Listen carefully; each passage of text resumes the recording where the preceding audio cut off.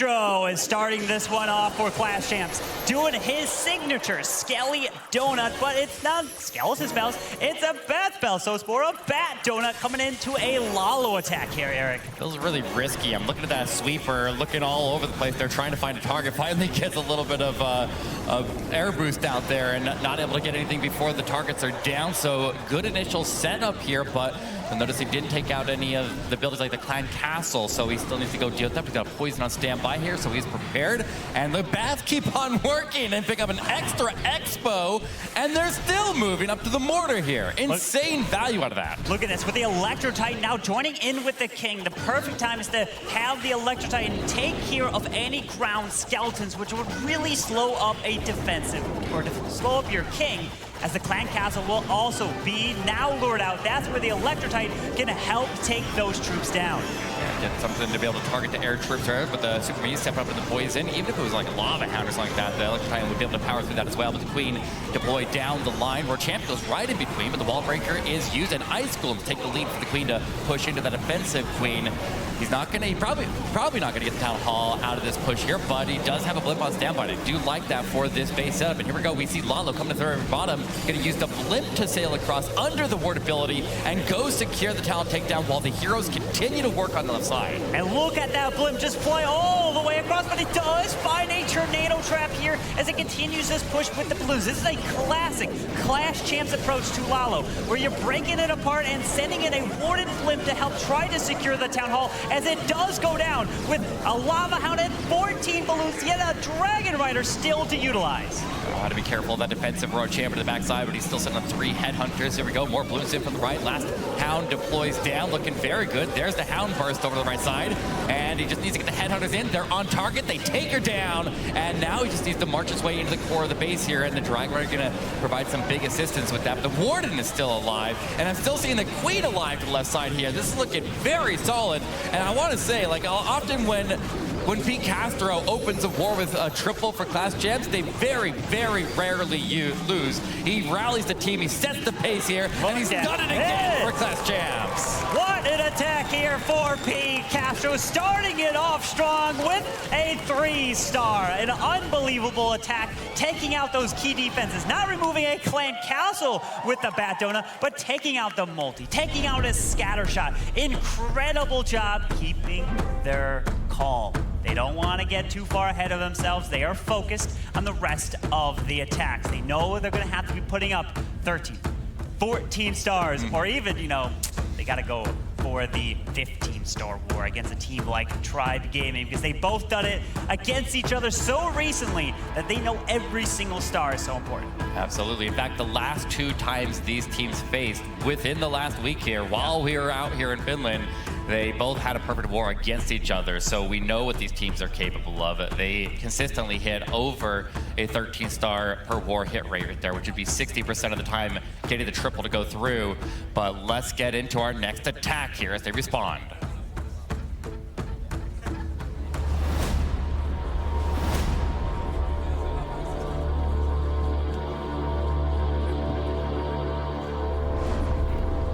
Ebrox is going to be breaking out Super Dragons for this one. He's got recall, he's got a little bit of a queen charge here, and we know that Nebrox is very, very skilled with a lot of different dragon attacks here. It is his specialty. He's got an eye for it, and when he sees what he needs on a base there to make him work, rarely has an issue taking that base down. So we'll see what the Super Dragons can do here as he starts off with that funnel, picking up the first air defense on the outside of the base, getting the funnel formed here with the Queen, holding on to his Siege Machine, probably for a Town Hall takedown. He's got the blimp selected at the moment, and he just needs to get the Queen to go forward here until she's put into danger. In fact, he goes all the way to the Eagle Artillery and freezes the Monolith, conserving as many spells as possible, then pull that Queen out of there and redeploy her over to the right, set the funnel for both sides of the Super Dragon entry.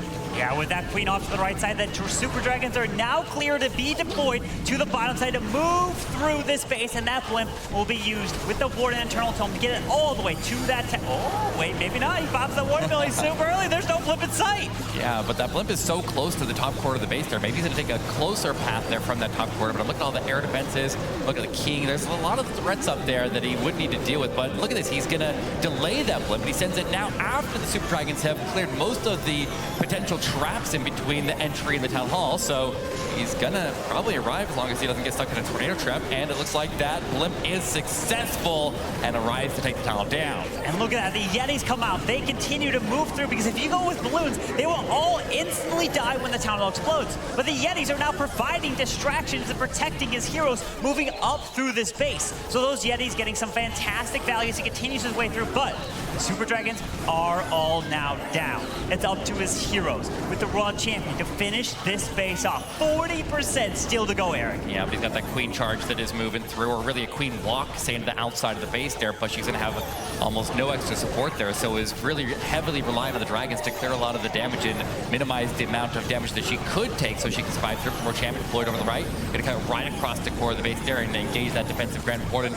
directly, and he does seem to get that area under control there as he makes the final push in these last couple defenses. Yeah. He's got a freeze on standby. He's looking pretty good here, Carmen. He's looking pretty good. Here's the RC, and her ability will be clutch. A freeze is now used onto that scatter shot. The Crown Expo, 40 seconds left. The RC ability is now going off. She should now target towards that scatter, but that Diggy is going to be fantastic. The healers are actually taking. You don't need the healers anymore because the Royal Champion can continue to move through. But the scatter shot might just take her out. The Diggy is gone. Get in there, get in there, Oh, get no, in there. no, No no, stuns, no. tornado. Oh, she's gone.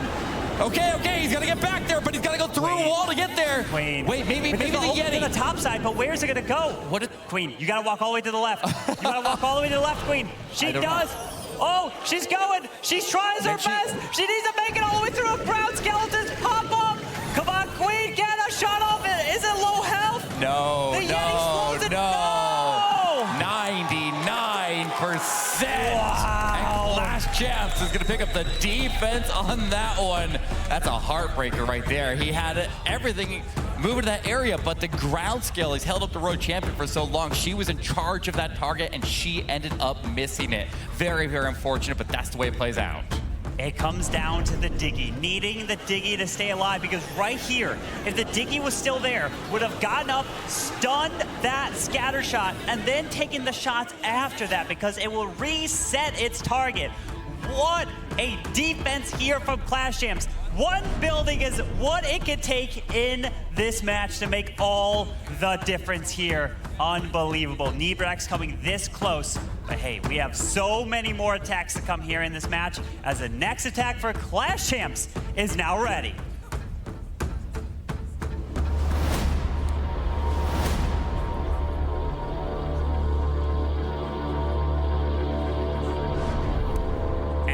Pato is in with Super Barbarians. 2 clone spells, usually going to be used with that blimp. Use it with some super minions, because then they can help reach that monolith, and even that scatter shot would be fantastic. And the reason why you may go super no super minions here. He's going wall breakers and super archers. I would have been scared because all the area for a potential giant bombs. Yeah, lots of area right there, but he didn't land on top of the bomb tower, so that was important there. So he doesn't immediately get blasted by it, but he does get close enough to be able to secure the town hall takedown, working on it, and then hopefully doesn't get distracted too much by the defensive Clan Castle troops there, because he would really like to get that model down. He's distracted, but he does take the strikes at the defensive Clan Castle troops, and the arrows pass through them and finish that monolith off. So he's got it under control, and he did get a decent amount of value, but is it enough?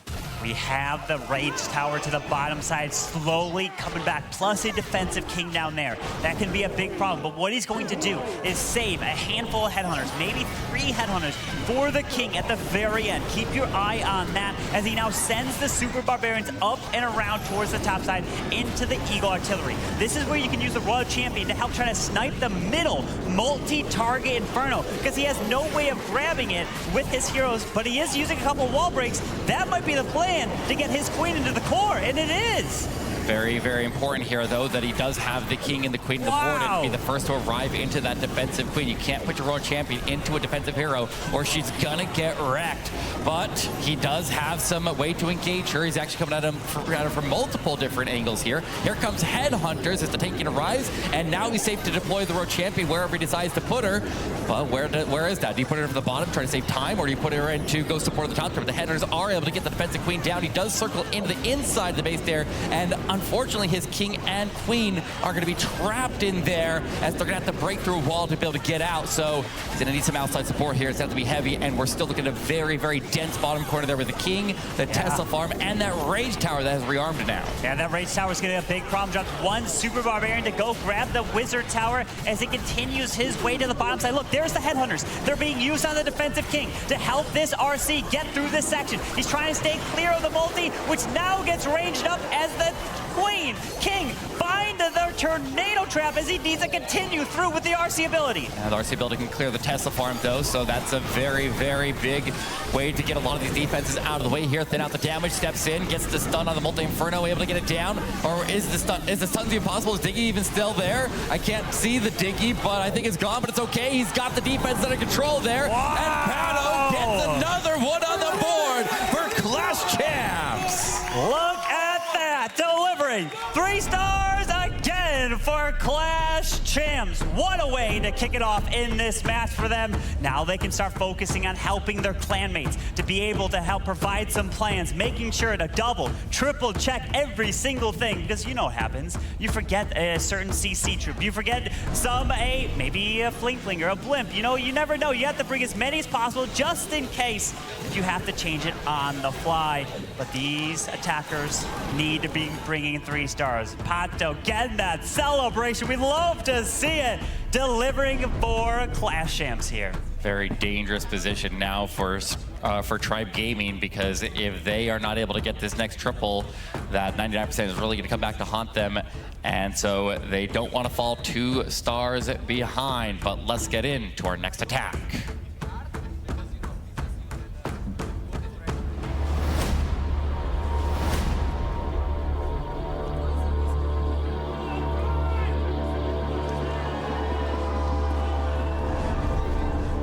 So much noise coming from the audience here.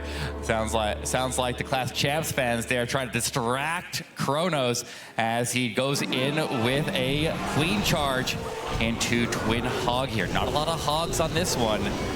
He's got a lot of miscellaneous extra troops here that he can use to support. Lots of headhunters. Got the recall spell as well. Even he brought a single quake here. What do you think that's going to be used for, Carmen? Oof, that's a great question. Maybe for the town hall, because the flame flinger then go after it after he recalls this queen back.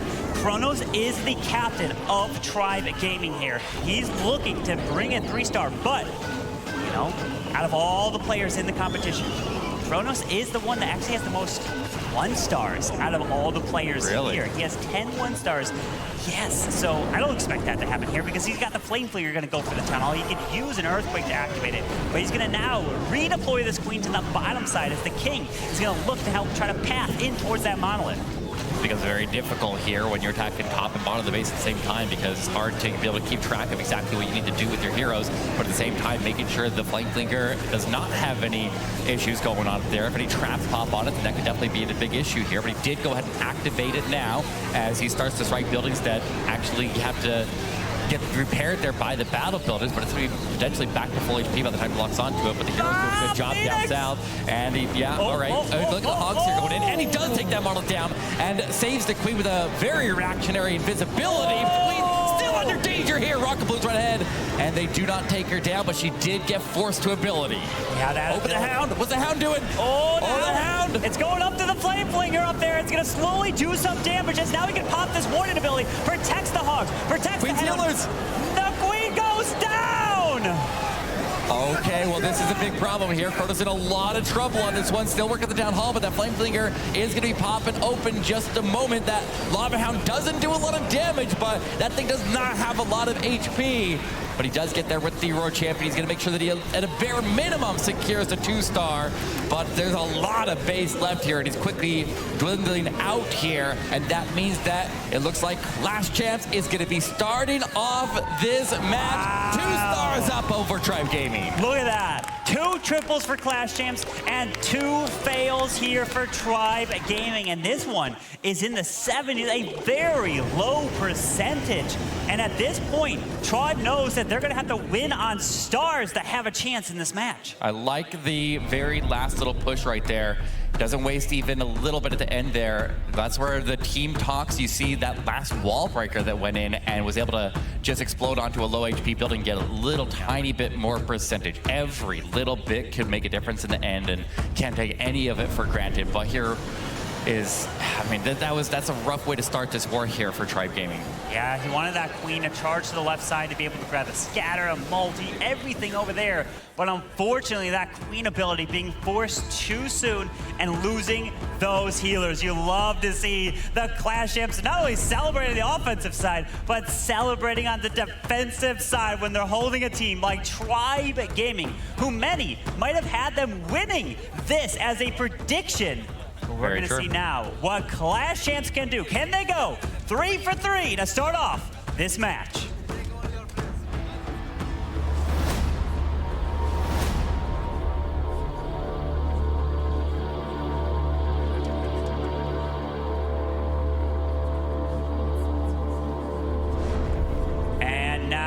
Leo is coming in with Super Barbarians. It's one of the most common metas at Town Hall 15 amongst these pros because of how strong they are with the base designs. As the balloons are used out front, he can drop the blimp. He drops a headhunter in there to help take out the enemy world champ. Yes, indeed. As the goal of these balloons are not only to take out these defenses, but really to try to also make it to help grab this scatter shot. Yeah, get more value out of that ward ability by just tossing a couple extra troops instead of going absolute bare minimum. You're not just trying to save the blimp. You gotta save the headhunters to get the hero down. You gotta save the balloons to get some defense down. And with less invisibility used on this one, instead of doing super archers, he opts for the super minions, and he's able to take a big chunk of the base down. And it looks like he did. Now, there is one downside of using super minions here, and that is that it only pulls out air targeting Clan Castle troops there. So there might be something heavy in there. The super minions were not able to destroy the building for the Clan Castle, so any troops will be in there still that didn't actually go down initially. So he needs to keep that in mind here. I didn't see exactly what came out, but I guess we'll find out soon enough. Yeah, as his king is probably going to join in with this queen very soon to help protect her to the left side. There's the Ice Golem to move in towards this Grand Warden altar. A couple Super Barbarians will be deployed to make this queen path in towards the Eagle Artillery. As he continues to work around, he can drop that Apprentice Warden with the queen potentially to really help boost her HP as the king is now down. As the queen should easily path into the Eagle now. A very good pathing here to be able to transition between compartments here all the way until we get to the defensive queen. He's got wall breakers in standby, so definitely has a plan in place there to deal with it. But here comes the extra Clan Castle troops. There's a couple of rocket balloons, and that means the other ones were already dealt with. The queen can quickly handle that, which Titan nowhere to be found down south. Not going to support with that, but that's okay. Here comes the wall break. First wall breaker was successful. Second one's going deep in the core of the base there, and look at where it landed, right into the rage tower compartment, and that's going to get the king and the queen to transition south and be able to assist with him into this bottom corner and keep pushing the right side. Yeah, no more wall breaks for this queen, so she's going to make her way around the bottom side as the Expo raged up is forcing that queen ability. But now we have to push through towards that defensive king. Does have one headhunter to help try to slow and take him down as a Royal Champion now needs to make its way into the mile. One freeze can really help protect the RC. She does get locked on by the monolith. Very good, very good. Got the stun right there. They're already cheering. They're already cheering. They're going crazy, and they deserve it.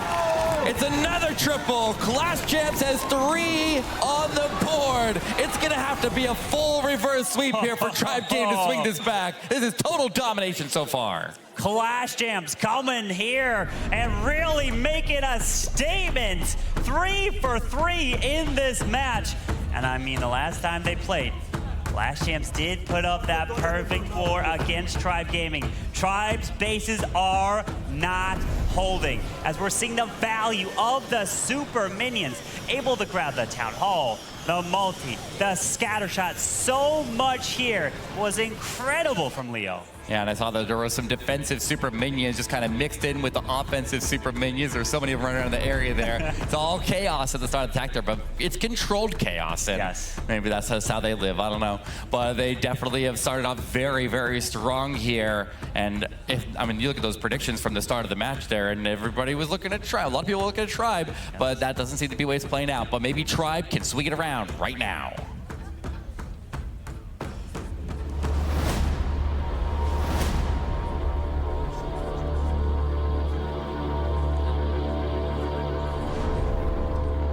Exorcist is going to put his faith in the Queen Charge into Super Barbarians. He does have a bunch of balloons and a blimp here selected at the moment here, but he's just going to be starting with the Queen to go after the defensive King. Nice headhunter down, nice simple approach, directly targeting all the defenses along the edge there. That is going to funnel the Queen to go north on the base. Our keeper under control. And it looks like I like that. Using the haste with the balloons to go after the multi-inferno. That also triggers any potential traps that would stop him from securing the town takedown. And then the blimp taking the town hall will be used as this initial funneling point to keep the Queen safe and moving north to the top side of the base. And look at that, able to help remove the town hall with just a freeze. Didn't have to rage up the Yetis. There's a couple sneaky goblins inside of the blimp to help remove it. Nice and easy as the Queen is charging her way with the assistance of this apprentice warden, which is going to help speed up the Queen charge, helping take down those defenses. As the healers are raged up to get through the Raw Champ, the scatter shot, and the defensive rage with 3 super wall breakers to try to help with this Queen charge. King's going exactly where he'd like him to. The Queen able to reach into that compartment and just go down the channel. Here comes the first wall breaks right now, trying to get the Queen to transition forward.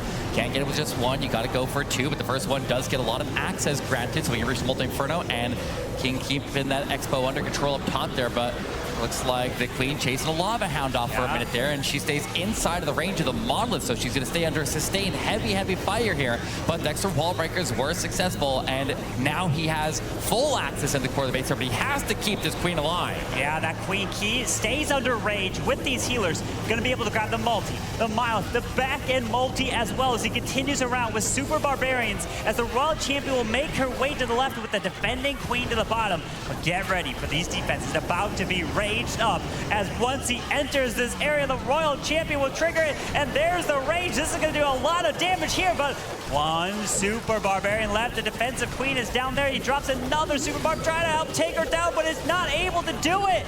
Queen's going to be the last line of defense on the base here. He has to find a way to get through here. He goes invisible with his Royal Champion, but hasn't locked on yet. We have one more Headhunter on its way in right now. Everybody not going to the Queen. There's another freeze. They're ignoring her. Headhunter gets sniped off. He's still looking all right. He's already curing. Yeah. That Queen's not going to cause any problems. Not even a thought in his mind there that he would fail that. He's got it under control, and now we have to see this trend continue. We have to see them pick up some defenses, but that's a step in the right direction and gives them a chance to make the comeback. This is the momentum shift they need. Granted, Clash Champs have 3 triples. If it's a defense, that will be huge for Tribe. This will be helping with Tribe's mindset now that we saw our first 3-star. Can we get more? They have to deliver. We saw now Exorcist coming in with the Super Barbarians, getting the value, moving in and out of these compartments with ease. And look at that. We love those celebrations in from Tribe, getting it done. Now they have to stay focused. They have 2 amazing attackers left, Yo-Yo and Rikiris. Rikiris, the highest hit rate player in this whole tournament here at 70%. No other player is at that mark. So we'll have to pay attention to his attack. But can Clash Champs get a 4th triple? Let's find out.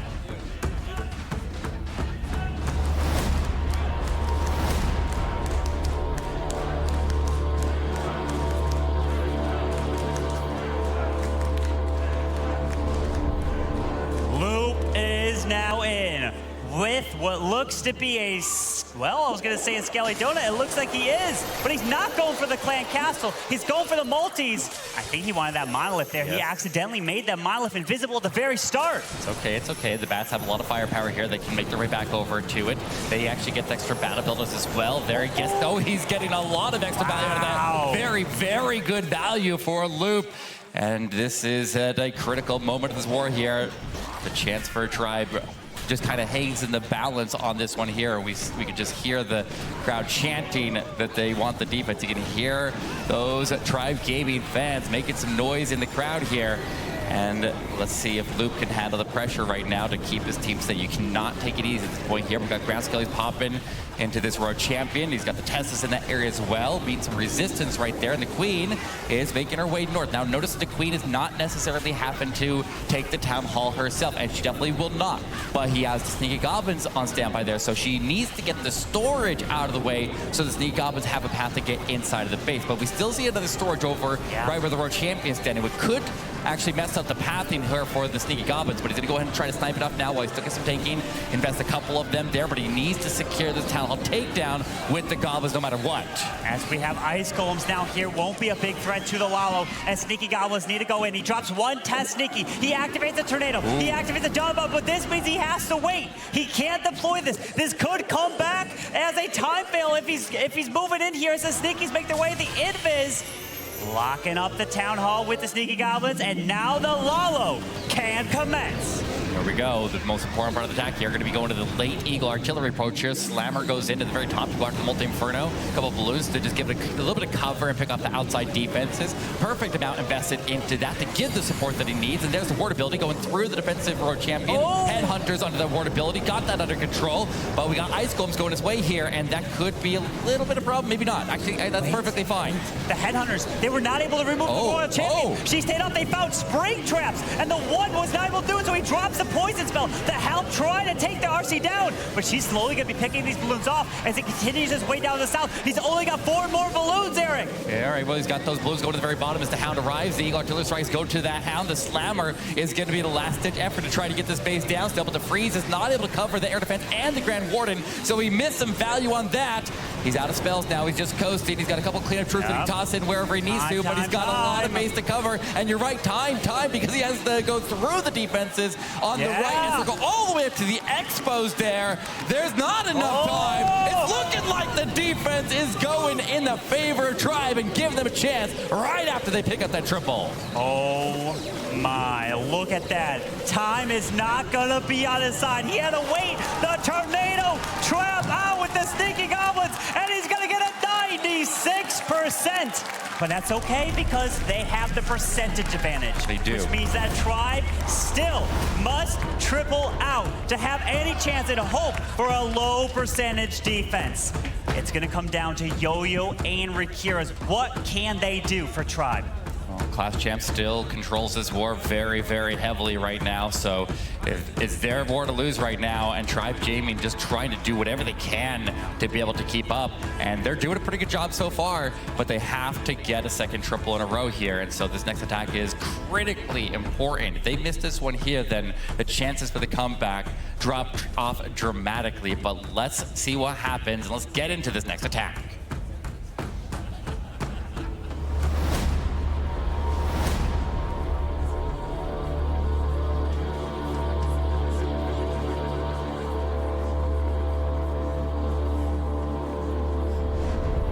The best hit rate player, Rikira, is hitting right now out of any player in this 2023 Clash of Clans World Championship, hitting at a 70% hit rate. The next closest is at 66%. Wow. And that's Pete Castro of Clash Champs coming in. So the top 2 players in these teams here, as Rikira is coming in with a Skelly, Dona, Lalo, looking to remove the Myleth and the Clan Castle to start.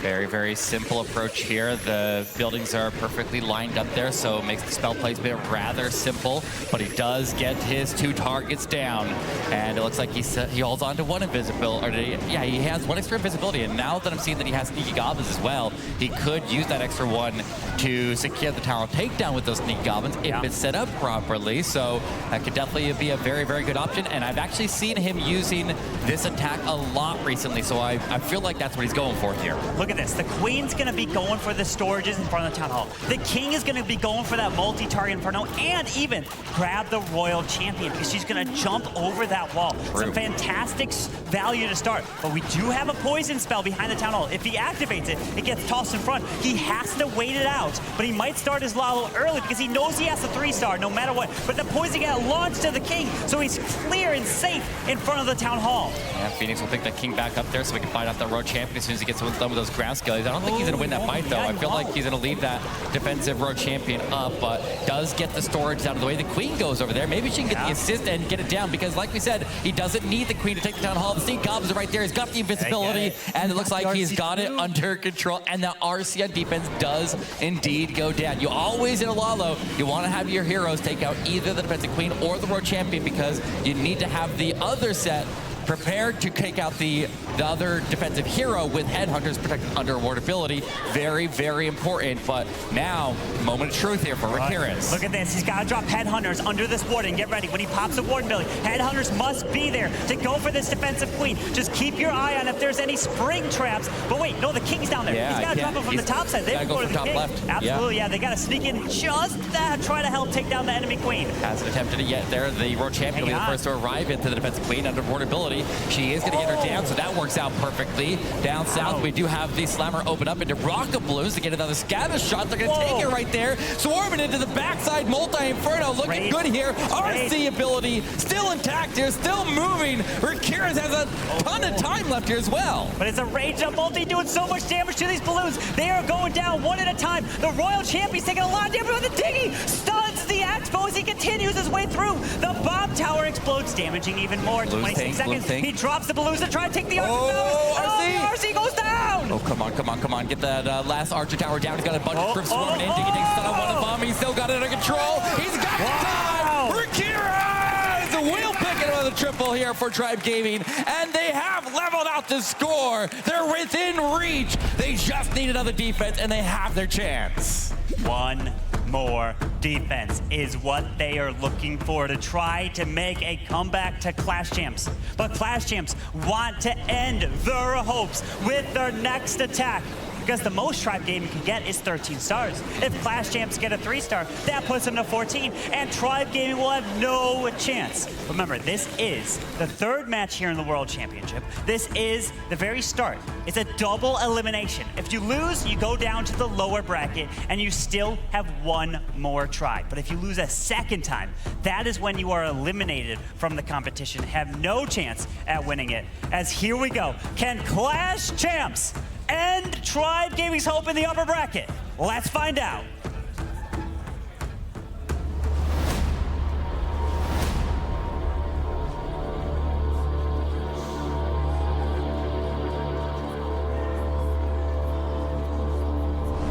Time and time again, the wars land in the hands of Seleno, one of the most clutch closers in all of Clash of Clans. Let's see if he can make this happen as he goes in with this blimp to set us up here. He's got the double clone. He's got a lot of invisibility here. He has the option of super archers or super minions here, and it looks like he's going down to the ground here and trying to see what kind of value he can get out of this as all the pressure is on the line. Remember, he doesn't necessarily have to triple this. He has to get a solid amount of percentage here because their previous one was such a high percentage that it does make these stakes here a little bit easier, but he does get a lot of value out of that. And I think Carbonfit's calculating here, 79% would be the tie. So he needs 80% to cross through and knock Tribe Gaming down a lower bracket. 80% is the mark that Seleno needs a hit. Remember, Seleno was the one that had to get back-to-back triples to get them to Helsinki in the World Championship.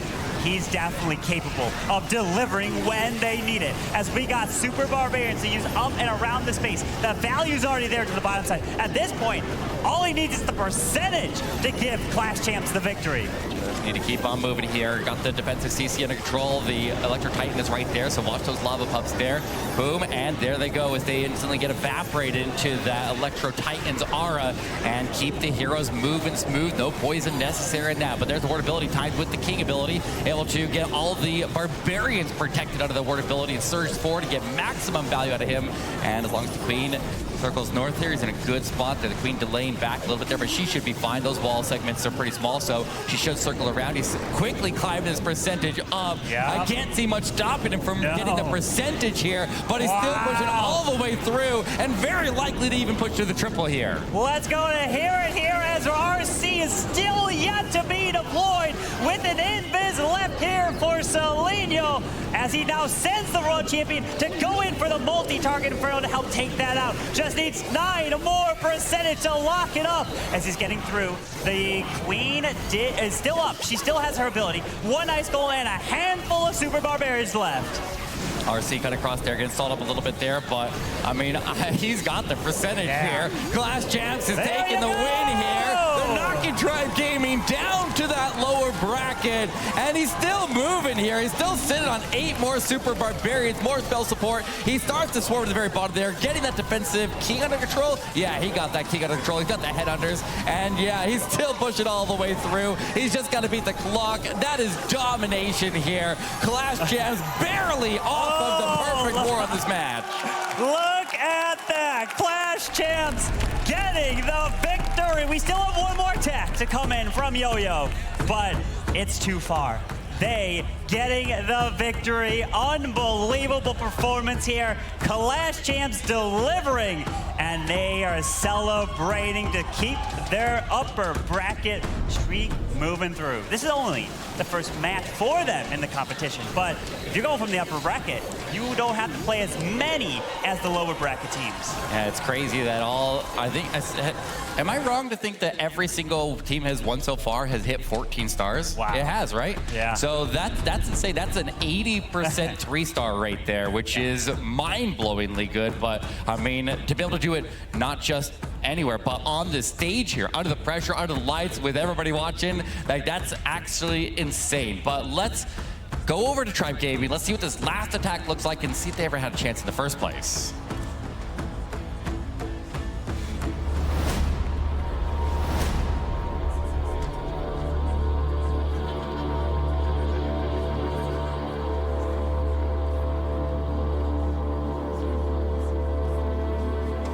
Despite the defeat, I'm always interested to see this final plan, to see if they did have that opportunity, would this plan have been solid enough to be able to carry them to victory? So, Yo-Yo 23 making his way in with a Super Bowler smash. He's got the Siege Barracks here, and he's gonna run the bowlers right into the core. I always like the bowler attacks against the anti-2-star bases with that Town Hall packed in the middle, kind of the ring-style bases. They can be a little bit difficult to punch, but once you get there with Super Bowlers, they can take some big punches into the core and do a lot of damage very, very quickly. But I like this setup here, just be able to reach a scatter shot as he works his way along the outside, wall break over to the right, and that can be an entry point right over by the Monolith and the Multi-Inferno.